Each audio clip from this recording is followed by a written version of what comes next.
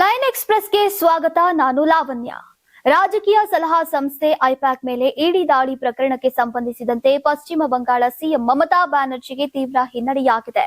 Supreme court ದೀದಿಗೆ ಛೀಮಾರಿ ಹಾಕಿದೆ ಮತ್ತು ಇಡಿ ಅಧಿಕಾರಿಗಳ ವಿರುದ್ಧ ದಾಖಲಾಗಿರುವಂತಹ ಎಫ್ಐಆರ್ಗಳಿಗೆ ತಡೆ ನೀಡಿದೆ. ಡಿಜಿಪಿ ರಾಜೀವ್ ಕುಮಾರ್ ಮತ್ತು ಕೋಲ್ಕತ್ತಾ ಪೊಲೀಸ್ ಆಯುಕ್ತ ಮನೋಜ್ ಕುಮಾರ್ ವರ್ಮಾ ಅಮಾನತಿಗೆ ಇಡಿ ಮನವಿಯನ್ನ ಸಲ್ಲಿಸಿತ್ತು. ಅರ್ಜಿಯ ವಿಚಾರಣೆ ನಡೆಸಿದಂತಹ ನ್ಯಾಯಮೂರ್ತಿ ಪ್ರಶಾಂತ್ ಮಿಶ್ರಾ ಮತ್ತು ನ್ಯಾಯಮೂರ್ತಿ ವಿಪುಲ್ ಪಂಚೋಲಿ ಅವರಿದ್ದಂತಹ ನ್ಯಾಯಪೀಠ ಗೃಹ ಸಚಿವಾಲಯ, ಸಿಬ್ಬಂದಿ ಮತ್ತು ತರಬೇತಿ ಇಲಾಖೆ ಮತ್ತು ತೃಣಮೂಲ ಕಾಂಗ್ರೆಸ್ ಸರ್ಕಾರದಿಂದ ಉತ್ತರವನ್ನ ಕೋರಿದೆ. ಮುಂದಿನ ವಿಚಾರಣೆ ಫೆಬ್ರವರಿ 3ರಂದು ನಡೆಯಲಿದೆ.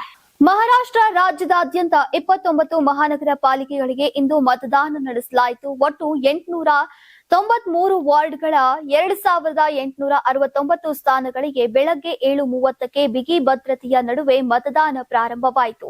ಸಂಜೆ 5:30ರವರೆಗೆ ಮತದಾನ ನಡೆದಿದೆ. ಒಟ್ಟು 3.48 ಕೋಟಿ ಮತದಾರರು ಹಕ್ಕನ್ನ ಚಲಾಯಿಸಿದ್ದಾರೆ. 15,931 ಅಭ್ಯರ್ಥಿಗಳು ಅಖಾಡದಲ್ಲಿದ್ದಾರೆ. ಇನ್ನು ಬೃಹತ್ ಮುಂಬೈ ಮಹಾನಗರ ಪಾಲಿಕೆಯ ವಾರ್ಷಿಕ ಬಜೆಟ್ 74,400 ಕೋಟಿಗಿಂತಾನೂ ಹೆಚ್ಚು. 4 ವರ್ಷಗಳ ವಿಳಂಬದ ಬಳಿಕ 227 ಸ್ಥಾನಗಳಿಗೆ ಚುನಾವಣೆ ನಡೀತಾ ಇದೆ. ಒಟ್ಟು 1700 ಅಭ್ಯರ್ಥಿಗಳು ಕಣದಲ್ಲಿದ್ದಾರೆ. ಇನ್ನು ಚುನಾವಣೆಗಳ ಮೇಲ್ವಿಚಾರಣೆಗೆ ಮುಂಬೈನಾದ್ಯಂತ 25,000ಕ್ಕೂ ಹೆಚ್ಚು ಪೊಲೀಸ್ ಸಿಬ್ಬಂದಿಯನ್ನ ನಿಯೋಜಿಸಲಾಗಿತ್ತು. ಮಹಾರಾಷ್ಟ್ರ ಲೋಕಲ್ ವಾರ್ಡ್ನಲ್ಲಿ ಶಾಯಿ ವಿವಾದ ಭುಗಿಲೆದ್ದಿದೆ. ಮತದಾನದ ನಂತರ ಬೆರಳುಗಳಿಗೆ ಗುರುತು ಮಾಡೋಕೆ ಮಾರ್ಕರ್ ಪೆನ್ನುಗಳನ್ನ ಬಳಸಲಾಗ್ತಿದ್ಯಂತೆ. ಹೀಗಂತ ಮಹಾರಾಷ್ಟ್ರ ನವನಿರ್ಮಾಣ ಸೇನೆ ಮುಖ್ಯಸ್ಥ ರಾಜ್ ಠಾಕ್ರೆ ಗರಂ ಆಗಿದ್ದಾರೆ. ಈ ಬೆರಳಿನ ಮೇಲಿನ ಶಾಯಿ ಗುರುತನ್ನ ಸ್ಯಾನಿಟೈಸರ್ ನಿಂದ ಸುಲಭವಾಗಿ ಅಳಿಸಬಹುದು ಅಂತ ಆರೋಪಿಸಿದ್ದಾರೆ. ಆದ್ರೆ ಇದನ್ನ ರಾಜ್ಯ ಚುನಾವಣಾ ಆಯೋಗ ತಿರಸ್ಕರಿಸಿದೆ ಮತ್ತು ಮತದಾನ ಮಾಡಿರುವ ವ್ಯಕ್ತಿ ಬೆರಳಿನ ಶಾಯಿಯನ್ನ ಒರೆಸಿ ಮತ ಚಲಾಯಿಸುವುದು ಕಂಡುಬಂದ್ರೆ ಕಠಿಣ ಕ್ರಮ ಕೈಗೊಳ್ಳುವುದಾಗಿ ಎಚ್ಚರಿಕೆಯನ್ನ ನೀಡಿದೆ. ನಾಗ್ಪುರ ಮಹಾನಗರ ಪಾಲಿಕೆ ಚುನಾವಣೆಯಲ್ಲಿ ರಾಷ್ಟ್ರೀಯ ಸ್ವಯಂ ಸೇವಕ ಸಂಘದ ಮುಖ್ಯಸ್ಥ ಮೋಹನ್ ಭಾಗವತ್ ಮತ ಚಲಾಯಿಸಿದ್ರು. ನೋಟಾ ಆಯ್ಕೆ ಮಾಡೋದ್ರಿಂದ ಪರೋಕ್ಷವಾಗಿ ಅನಪೇಕ್ಷಿತ ಅಭ್ಯರ್ಥಿಯನ್ನ ಉತ್ತೇಜಿಸೋಕೆ ಸಹಾಯವಾಗುತ್ತೆ. ಚುನಾವಣೆಗಳು ಪ್ರಜಾಪ್ರಭುತ್ವದ ಭಾಗ. ಮತದಾನವು ಎಲ್ಲಾ ನಾಗರಿಕರ ಜವಾಬ್ದಾರಿ. ಸಾರ್ವಜನಿಕ ಹಿತಾಸಕ್ತಿಯನ್ನ ಗಮನದಲ್ಲಿಟ್ಟುಕೊಂಡು ಪ್ರತಿಯೊಬ್ಬರು ಚುನಾವಣೆಯ ಸಮಯದಲ್ಲಿ ಸೂಕ್ತ ಅಭ್ಯರ್ಥಿಗೆ ಮತ ಚಲಾಯಿಸಬೇಕು ಅಂತ ಸಲಹೆಯನ್ನ ನೀಡಿದ್ರು.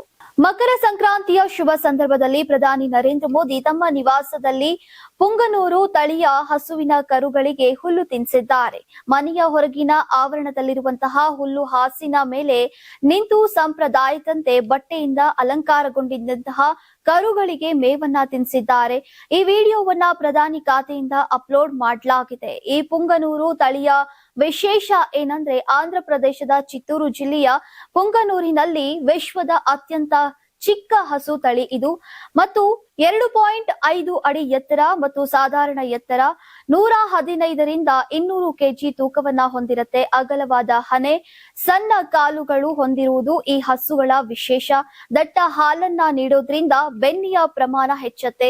ಅಳಿವಿನ ಅಂಚಿನಲ್ಲಿರುವಂತಹ ಈ ತಳಿಯ ಹಾಲನ್ನ ತಿರುಪತಿ ತಿಮ್ಮಪ್ಪನ ನೈವೇದ್ಯಕ್ಕೆ ಬಳಸಲಾಗುತ್ತೆ. ಸಣ್ಣ ಗಾತ್ರವನ್ನ ಹೊಂದಿರೋದ್ರಿಂದ ಸುಲಭವಾಗಿ ಸಾಕಬಹುದು ಮತ್ತು ನಿರ್ವಹಣೆಯೂ ಸುಲಭ. ಮಕರ ಸಂಕ್ರಾಂತಿ ನಿಮಿತ್ತ ಪ್ರಯಾಗ್ರಾಜ್ನಲ್ಲಿ ನಡೀತಾ ಇರುವಂತಹ ಮಾಘಮೇಳದಲ್ಲಿ 21 ಲಕ್ಷಕ್ಕೂ ಹೆಚ್ಚು ಭಕ್ತರು ಪವಿತ್ರ ಸ್ನಾನ ಮಾಡಿದ್ದಾರೆ. ಮಾಘಮೇಳ ಆಡಳಿತದ ಅಧಿಕಾರಿಯೊಬ್ಬರ ಪ್ರಕಾರ ರಾತ್ರಿಯಿಂದಾನೇ ಭಕ್ತರ ಸ್ನಾನ ಆರಂಭವಾಗಿದ್ದು ಬೆಳಗ್ಗೆ 8 ಗಂಟೆ ಹೊತ್ತಿಗೆ ಸುಮಾರು 21 ಲಕ್ಷ ಮಂದಿ ಪವಿತ್ರ ಸ್ನಾನವನ್ನ ಮಾಡಿದ್ದಾರೆ. ಮಕರ ಸಂಕ್ರಾಂತಿಯ ಶುಭ ಕಾಲವು ದಿನವಿಡೀ ಮುಂದುವರಿಯುವ ಕಾರಣ ಈಗ ಯಾತ್ರಾರ್ಥಿಗಳ ಸಂಖ್ಯೆ 1 ಕೋಟಿ ದಾಟುವಂತಹ ನಿರೀಕ್ಷೆ ಇದೆಯಂತೆ. ಇನ್ನು 2025-26ನೇ ಸಾಲಿನ ಮಾಘ ಮೇಳಕ್ಕಾಗಿ ಅನೇಕ ಘಾಟ್ಗಳನ್ನ ನಿರ್ಮಿಸಲಾಗಿದೆ. ಭಕ್ತರಿಗೆ ಬಟ್ಟೆ ಬದಲಾಯಿಸುವ ಕೊಠಡಿಗಳು ಸೇರಿದಂತೆ ಎಲ್ಲಾ ಮೂಲಭೂತ ಸೌಲಭ್ಯಗಳನ್ನ ಒದಗಿಸಲಾಗಿದೆ ಅಂತ ಅಧಿಕಾರಿಗಳು ತಿಳಿಸಿದ್ದಾರೆ. ಭಾರತದ ಜಾಗತಿಕ ಸಂಚಾರ ಸಾಮರ್ಥ್ಯಕ್ಕೆ ಮಹತ್ವದ ಉತ್ತೇಜನ ನೀಡುವಲ್ಲಿ ಭಾರತೀಯ ಪಾಸ್ಪೋರ್ಟ್ 5 ಸ್ಥಾನಗಳ ಏರಿಕೆಯನ್ನ ದಾಖಲಿಸಿದೆ. 2026ರ ಹೆನ್ಲಿ ಪಾಸ್ಪೋರ್ಟ್ ಸೂಚ್ಯಾಂಕದ ಪ್ರಕಾರ 85ನೆಯ ಸ್ಥಾನದಲ್ಲಿದ್ದಂತಹ ಭಾರತ ಈಗ 80ನೆಯ ಸ್ಥಾನಕ್ಕೇರಿದೆ. ಈ ಸುಧಾರಣೆ ಹೆಚ್ಚುತ್ತಾ ಇರುವಂತಹ ರಾಜತಾಂತ್ರಿಕ ಪ್ರಭಾವವನ್ನ ಪ್ರತಿಬಿಂಬಿಸುತ್ತೆ.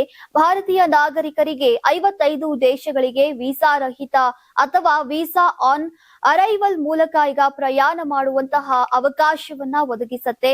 ಇನ್ನು 227 ದೇಶಗಳಲ್ಲಿ 192 ದೇಶಗಳಿಗೆ ವೀಸಾ ರಹಿತ ಪ್ರವೇಶದೊಂದಿಗೆ ಸಿಂಗಾಪುರ್ 3ನೇ ವರ್ಷವು ವಿಶ್ವದ ಅತ್ಯಂತ ಪವರ್ಫುಲ್ ಪಾಸ್ಪೋರ್ಟ್ ಅಂತ ಸ್ಥಾನವನ್ನ ಕಾಯ್ದುಕೊಂಡಿದೆ. ಈಗ ಜಪಾನ್ ಮತ್ತು ದಕ್ಷಿಣ ಕೊರಿಯಾ ತಲಾ 188 ದೇಶಗಳಿಗೆ ಪ್ರವೇಶದೊಂದಿಗೆ 2ನೇ ಸ್ಥಾನದಲ್ಲಿದೆ.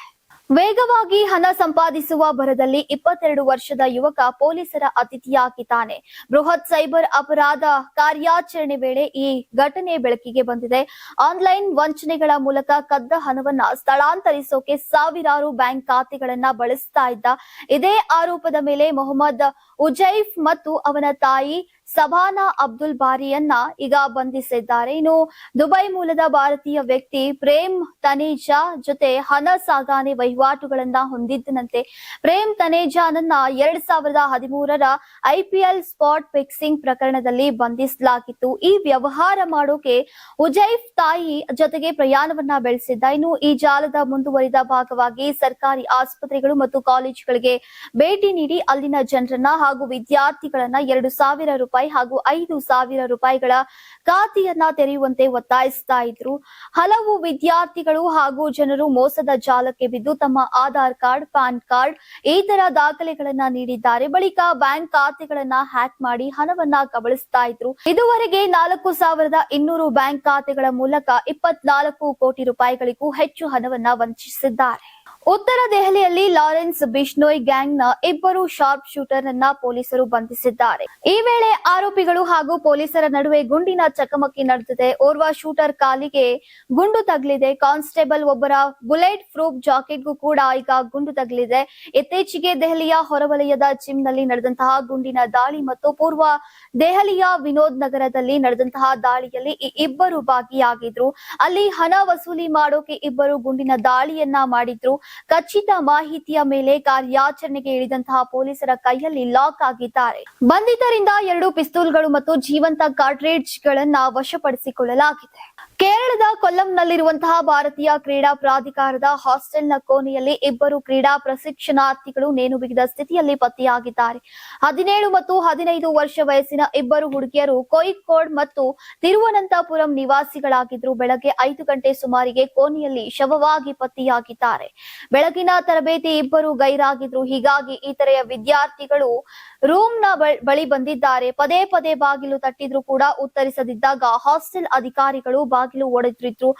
ಆಗ 2 ಹೆಣ್ಣು ಮಕ್ಕಳು ನೇಣು ಬಿಗಿದ ಸ್ಥಿತಿಯಲ್ಲಿ ಪತ್ತೆಯಾಗಿದ್ದಾರೆ. ಇನ್ನು 12ನೇ ತರಗತಿ ಓದ್ತಾ ಇದ್ದಂತಹ 17 ವರ್ಷದ ಬಾಲಕಿ ಅಥ್ಲೆಟಿಕ್ಸ್ ತರಬೇತಿಯನ್ನ ಪಡಿತಾ ಇದ್ರು. ಮತ್ತೊಬ್ಬ ಬಾಲಕಿ 10ನೇ ತರಗತಿಯ ವಿದ್ಯಾರ್ಥಿನಿಯಾಗಿದ್ದು ಕಬಡ್ಡಿ ತರಬೇತಿಯನ್ನ ಪಡಿತಾ ಇದ್ರು.